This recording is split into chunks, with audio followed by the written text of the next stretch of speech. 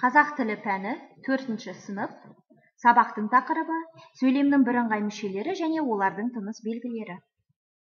Бүгінгі сабақта сөйлемнің бірыңғай мүшелерінің арасындағы тыныс белгілері үтір, қос нүкте қоюды және сөйлемнің бірыңғай мүшелерін ажыратуды, мәтіннің негізгі тұсын белгілеуді үйренесің.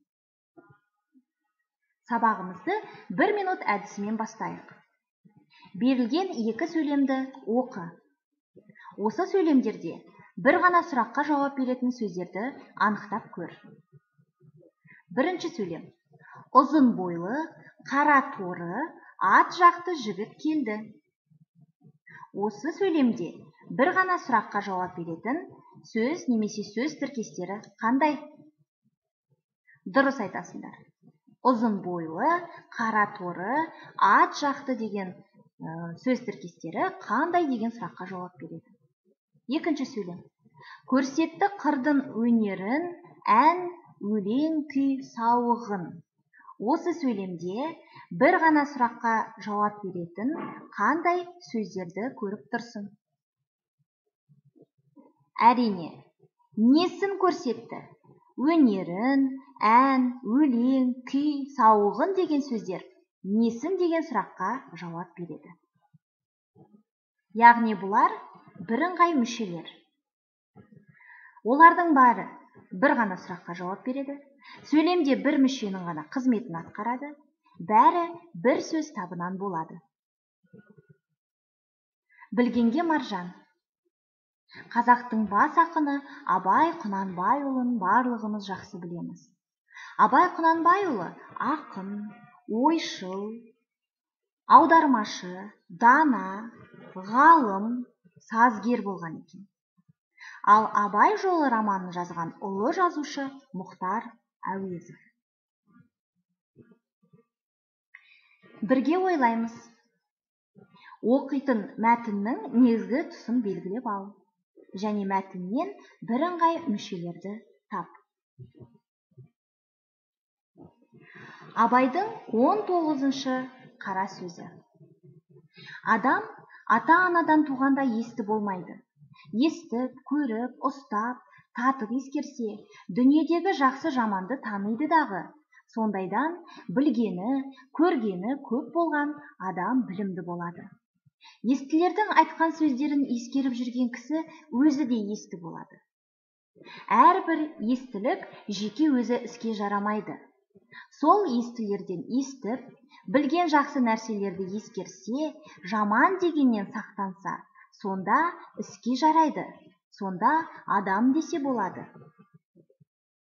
Мұндай сөзді есіткенде, шайқақтап, шалықтанып, не салбырап, салғырттанып есітсе, не есіткен жерде қайта қайырып сұрап, ұғайын деп тұшынбаса, не сол жерде сөздің расына көзі жетсе де, шыға беріп, қайта қалпына кетсе, естіп есітпей не керек? Осындай сөз танымайтұғын елге сөз айтқанша, өзіңді танитұғын шошқаны баққан жақсы деп бір хакім айтқан екен. Сол секілді сөз болады. Мәтіннің негізгі тұсын анықтап көрейік. Мәтіннің негізгі тұсы: адам ата-анадан туғанда есті болмайды. Естіп, көріп, ұстап, татып ескерсе, дүниедегі жақсы, жаманды таниды дағы. Сондайдан білгені, көргені көп болған адам білімді болады. Естілердің айтқан сөздерін ескеріп жүрген кісі өзі де есті болады. Абайдың 19-шы қара сөзінен бірыңғай мүшелерді анықтап көріңдер.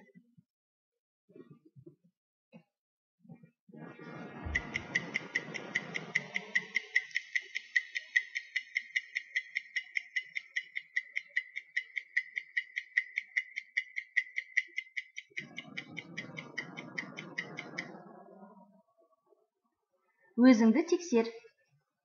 Мәтіндегі бірыңғай мүшелері бар сөйлемдерді дұрыс анықтады деп ойлаймын.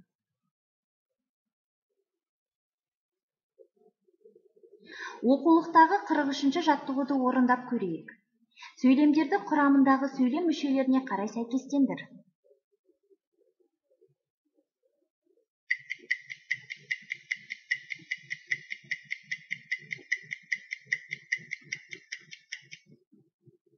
Өзіңді тексер.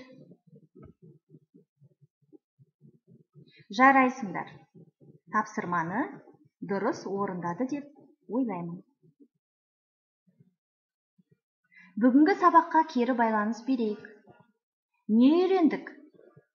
Бүгінгі сабақта біз сөйлемнің бірыңғай мүшелерінің арасындағы тыныс белгілері үтір, қос нүкте қоюды, сөйлемнің бірыңғай мүшелерін ажыратуды, мәтіннің негізгі тұсын белгілеуді үйрендік.